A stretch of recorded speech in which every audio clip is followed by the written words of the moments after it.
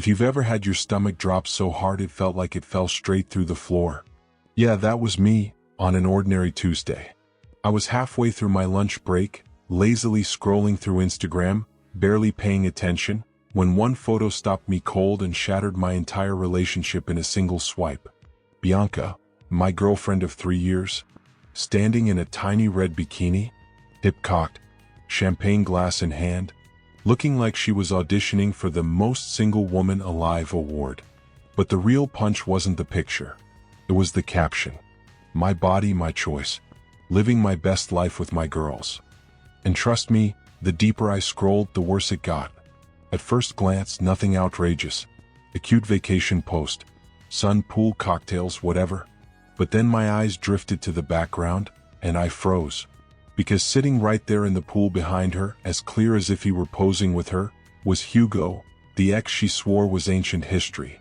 The same man who cheated on her. The same man she cried about for months. The same man she told me she never wanted to speak to again. And there he was, tattooed arm casually draped over the pool edge. The same cursive blessed tattoo you could spot from a mile away. I zoomed in just to punish myself with confirmation. Yep, Hugo. In all his unblessed glory. My sandwich went untouched as I scrolled through every story she'd posted. More bikini photos. A group pic with her pressed into his side. A video of them taking shots together like they were on some 2000 spring break reunion. This was supposed to be a girls-only spa weekend for Meredith's birthday. According to the photo evidence, the girls were Meredith, Bianca, Meredith's boyfriend Kyle, and Hugo. 3 years together, and she'd been living in my condo for almost 2 of them.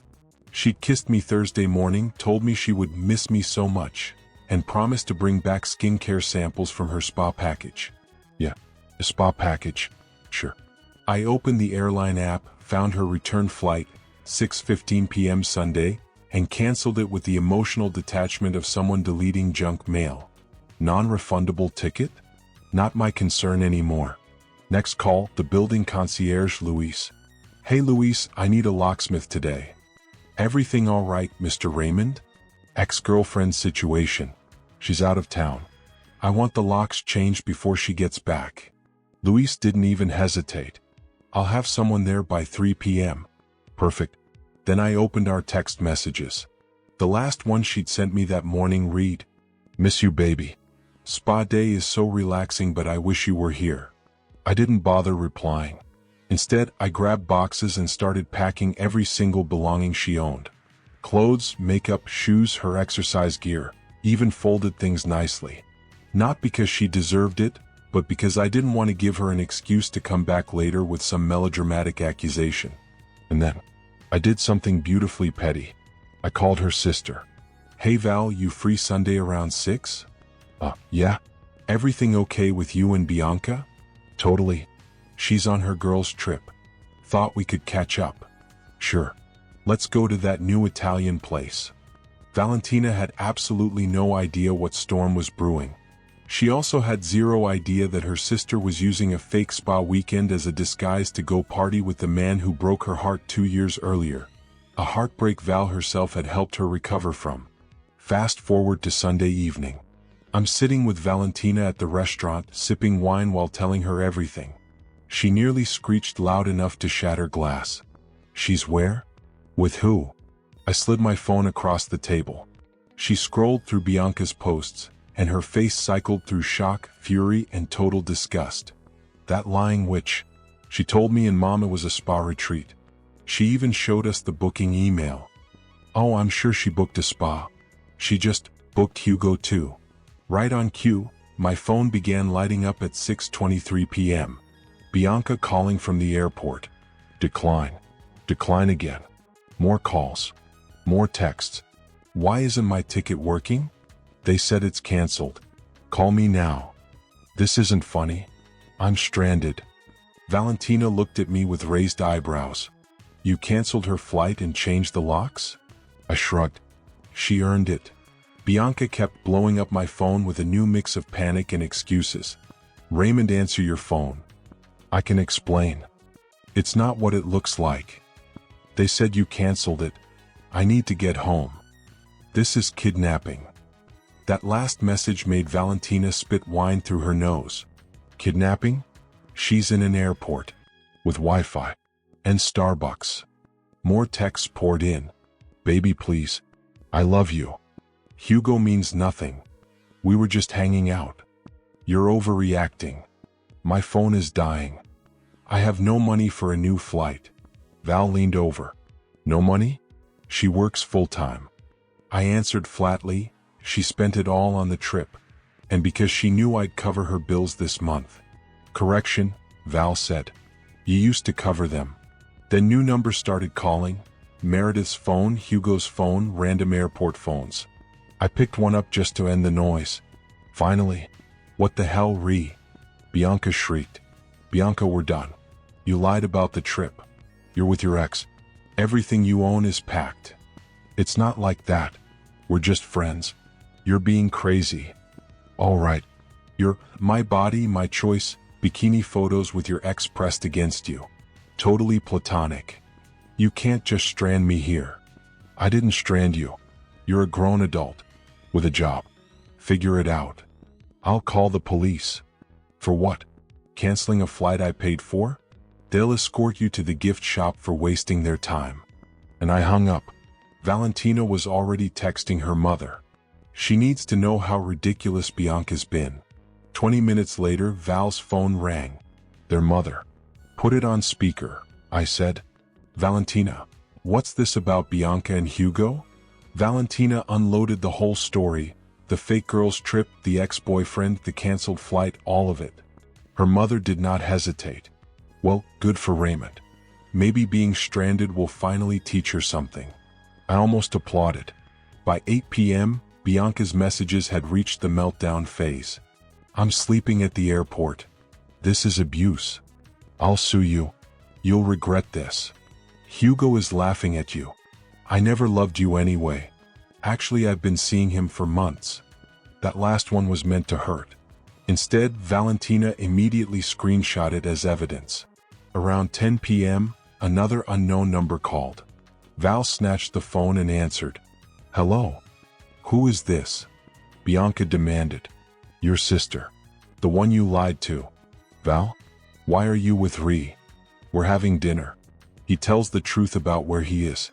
You should try it sometime. This is between me and him. No, this is between you and the rest of us who are done with your nonsense. Mom knows everything too. Silence. Long, ugly silence. You turned my family against me, Bianca finally whispered. I took the phone back. No, Bianca. You did that. I just let the truth come out. I'm still at the airport, she sobbed. I need help. Ask Hugo, I said. Oh wait, he left on a different flight, didn't he? Didn't even stay with you. Interesting. Her voice cracked into the kind of messy, desperate crying that comes from someone who finally realizes the game is over. Please, Ree. I'm sorry. I messed up. I love you. It was just a mistake. Which part? The lying? The sneaking around? The bikini photos grinding against your ex?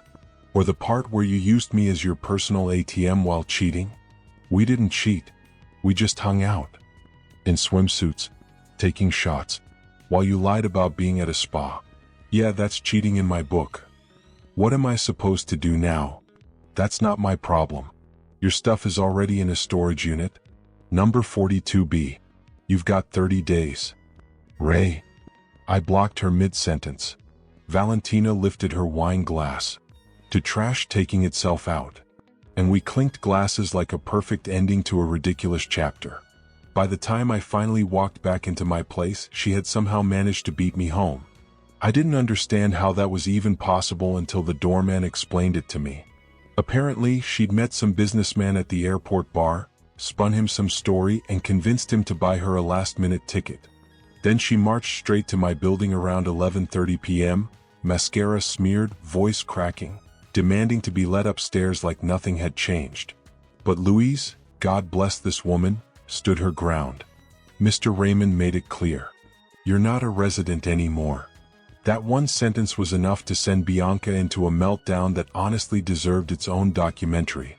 Security footage later showed her kicking the front door, screaming about her rights, threatening lawsuits, and insisting everyone in the building was violating something. After several attempts to calm her failed, Louise from the front desk finally called the police. She refused to leave, so they took her in for trespassing and disturbing the peace. As I'm writing this, barely a day has passed since she touched down. Her Instagram is already filled with those vague, passive-aggressive posts about toxic men, surviving abuse, and rebuilding. But plot twist, the comments section is not supporting her narrative this time. Someone leaked the bikini picture she took with Hugo. Hard to portray yourself as a victim when you're posing half-naked with your ex on vacation. Valentina texted me this morning too. Turns out Bianca called her mother begging for money, sobbing about how everyone had turned on her. Her mom basically told her to go ask Hugo and hung up. My body, my choice? Absolutely. My home, also my choice, and she's not welcome. Life without a lying, cheating girlfriend? Honestly, priceless. Hugo can keep her. Something tells me he won't want her when she's not attached to a free resort stay paid for by someone else. Update, 72 hours later. The entitlement didn't just derail, it detonated. Once Bianca realized I truly wasn't taking her back, she shifted from victim mode to full villain speed like she'd been rehearsing for the role. Monday morning, she showed up at the storage facility with Hugo and a U-Haul in tow, ready to retrieve her belongings. There was just one problem. She didn't have the access code. I had sent the code to Valentina so she could pass it along, but Bianca had burned that bridge by calling Val a traitor and a backstabbing witch. So Val wasn't lifting a finger. Then the facility manager called me. Sir, there's a woman here insisting you're holding her things hostage. She's making quite a scene. Does she have the access code? I asked. No. I sent it to her sister after she blocked my number. She can get it from her. She says she's calling the police. Tell her to go ahead. Everything's documented. 20 minutes later, an officer called me. I explained everything, sent screenshots, even showed the timestamps. The officer told Bianca she had two options: contact her sister for the code or wait for the 30-day abandonment process. She stormed off empty-handed, but not before kicking a random car in the parking lot. Unfortunately for her, it happened to be the manager's car. And yes, they had her on camera. Again. By Monday night, she had launched her official smear campaign. Posts, stories, paragraphs, one after another. When narcissists punish you for being happy. Emotional abuse is real. Stranding someone at an airport is criminal. She painted herself as a martyr. The internet wasn't buying it. Especially once Hugo revealed his hand. Remember how he supposedly left her stranded at the airport? Turns out he had already posted pictures with another girl at the same resort. He never left early. He stayed longer, with someone else.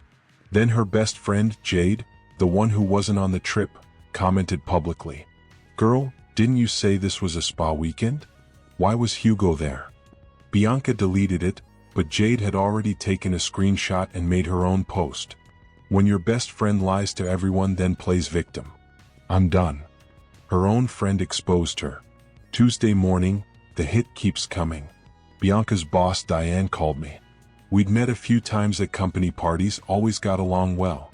Raymond, I'm so sorry to bother you, but did Bianca really get arrested Sunday night for trespassing at your building? Yes, I said. She called in sick, saying she had a family emergency. Well, Diane sighed. She was already on thin ice for calling out sick last month when she went to Vegas. This might be the final straw. Plot twist. Bianca had burned through her PTO on what she told them was a spa weekend. But when Diane checked her Instagram and saw the beach pictures, the pool photos, and the resort tags, none of it matched the story she'd given them. They fired her for lying about PTO. Hugo's new girl, Serena, was the cherry on top. She posted a series of stories. When he tells you his ex is crazy, but she actually showed up to a girl's weekend with him. Ladies, if he cheats with you, he'll cheat on you. Thanks for the free drinks, Hugo. Blocking you now. Then she DM'd me directly. Sorry, your ex is trash. Hugo told me you were controlling, but the math wasn't mathing when she showed up to a girl's trip with him. She sent screenshots. Hugo had been messaging Bianca since April. Explicit photos. Plans to meet. sneaking around. All while she was living in my condo, sleeping in my bed, eating my food, and spending my money. Wednesday, the collapse continues. Bianca's mother called me next. Raymond, I'm mortified. We raised her better than this. I know you did, I told her. She's been lying to everyone. Apparently Bianca had told her parents that I was controlling, jealous, emotionally unstable, the usual script. They believed her until all the evidence surfaced. Now even they were done. She asked to move back home. They said yes, only if she got therapy and provided proof of a new job. Bianca hung up on them. So now her situation stands like this. Homeless, bouncing between couches of the last few friends gullible enough to believe her. Jobless, fired for PTO fraud. Hugo-less because he blocked her after she embarrassed him by getting arrested. Belongings stuck in storage because she's too proud to reach out to Valentina for the access code. Online reputation spiraling with her posting increasingly unhinged rants about escaping narcissistic abuse. Meanwhile, I'm sleeping better than I have in years. My condo feels peaceful, quiet, like it finally went through an exorcism. Valentina keeps sending me family updates. Even her mom uninvited her from Thanksgiving. The chaos is gone. And for the first time, I'm thinking about adopting a dog. I always wanted one. She used to claim she was allergic. Another lie. Then her cousin Maria reached out. She works at the resort. Hey Raymond, I saw everything online. Thought you should know. She charged the entire trip to the room. Over $3,200 in food, drinks, activities, all under Hugo's name. Hugo is now fighting the charges. The resort is coming after Bianca for fraud. So on top of everything else, she might be adding credit card fraud to her resume. You honestly couldn't script a downfall more dramatic if you tried, and yet Bianca somehow managed to make real life even wilder. And now here we are, the final chapter of her self-inflicted disaster. Word started circulating everywhere, through friends, distant acquaintances, and the very active gossip network, that Bianca was trying to pull her boldest stunt yet. She was apparently building a GoFundMe, hoping to convince the world she was a fragile survivor trying to escape a monster. And yes, she actually posted it. The title? Help me escape an abusive situation and rebuild my life. A masterpiece of pure fiction. In the description, she claimed I had financially imprisoned her, while conveniently forgetting she lived rent-free in my condo for over a year. She accused me of isolating her from friends, the same friends she lied to about the entire trip with Hugo. She wrote that I abandoned her in a foreign country. A domestic flight has never worked harder in its life. And with a dramatic flourish, she requested $10,000 for housing, therapy, and emotional recovery.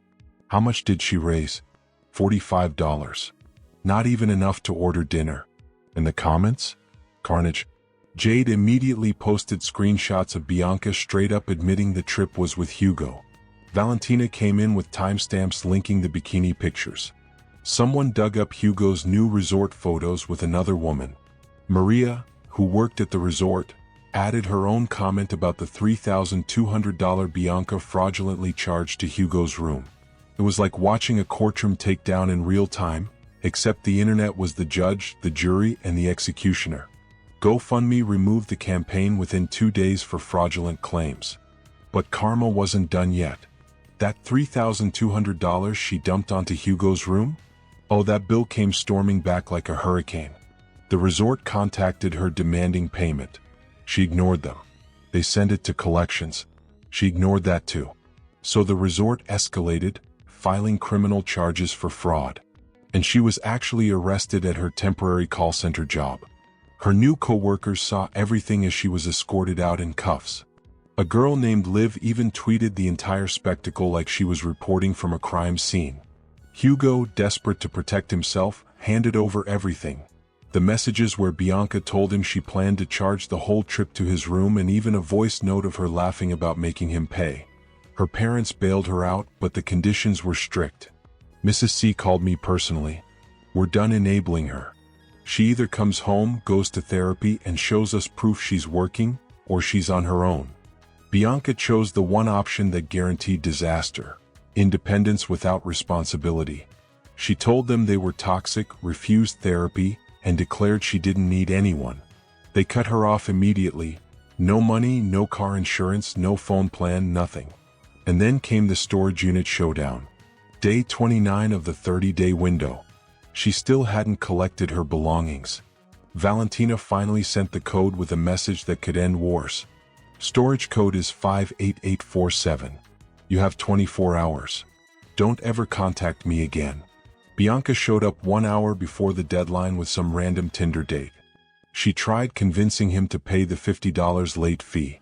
He walked out the second he realized she was using him for money and transportation. She couldn't carry everything herself, so half her stuff stayed behind and was ultimately donated to Goodwill. Perfect poetic justice. A woman who weaponized entitlement, losing her things to charity. And then, of all people, I ran into Hugo at a coffee shop. It wasn't hostile. It was awkward, but also enlightening. He apologized for everything. I told him he could apologize for stealing my girlfriend if he wanted, and he said he only stole her because she claimed we were done and I was emotionally abusive. When I asked when she told him that, he said April. April, while she was still living in my condo, eating my food, sleeping in my bed. His face went pale when I told him she'd been living with me the entire time. Turns out she told him I stalked her, so she took shelter at my place whenever she felt unsafe. And then he said something that hit like deja vu. She did the same thing to me, man. Lived with me. Cheated with some gym guy. Played victim when I kicked her out. I believed she changed. I was wrong. We ended up talking for an hour. Comparing notes. Realizing we were both trapped in the same psychological funhouse. And where is she now? Exactly where a long string of lies eventually leads. A rundown weekly motel, the kind with flickering lights and cigarette-burned bedspreads. She works at a gas station because it's one of the few places that didn't bother with a background check. She's dating a man in his 50s she met on a sugar daddy website. Still posting inspirational quotes about rising from the ashes. Still pretending she's the hero of a story she burned to the ground herself. Meanwhile, I've actually moved forward. I remodeled the spare room she used as a closet into a home office. I started dating someone new, Petra, who has her own life, her own job, her own stability. She laughed at the entire saga and said, "The bar is literally underground and some people still try to dig." She wasn't wrong. Valentina and I remain friends. Her whole family has distanced themselves from Bianca until she seeks real help. Mrs. C even sent me a Christmas card thanking me for treating their daughter better than she deserved. And then, 3 days ago, my phone buzzed with a message from a number I didn't recognize. "Ray, it's B. I know you hate me, but I'm pregnant. It's yours. From before the trip. I need help. Please." I didn't reply. I forwarded it to my lawyer. He laughed and said, "She's trying the fake pregnancy card. Classic. If she's actually pregnant, we'll request a paternity test. Don't stress, it won't be yours." How can he be so certain? Simple. I had a vasectomy 2 years ago. Never told her, kids weren't in the plan, but now it stands as the single greatest decision I've ever made. And after all the chaos, all the lies, all the insanity, here's what I walked away with. When someone shows you who they are, believe them the first time. My body, my choice doesn't erase consequences, for anyone. Every cheater claims their ex was controlling. Every single one. In the age of receipts, screenshots, and timestamps, the truth always claws its way to the surface. Sometimes the best revenge is letting someone's own behavior destroy what you never had to lift a finger against. Bianca wanted freedom. She wanted independence. She wanted to live her best life. Well, now she can. From a motel room. With fraud charges stacking up, no family left to manipulate, and a trail of bridges she torched on her way down. As for me, I choose peace. My home. My choice. My life back. And that's worth more than anything she ever tried to walk away with. If stories like this hit you hard, raw consequences, dark turns, and brutal truths, make sure you subscribe to Dark Infidelity Stories. Hit like, share, and drop a comment. Your support keeps these stories alive and helps the truth reach someone who needs it.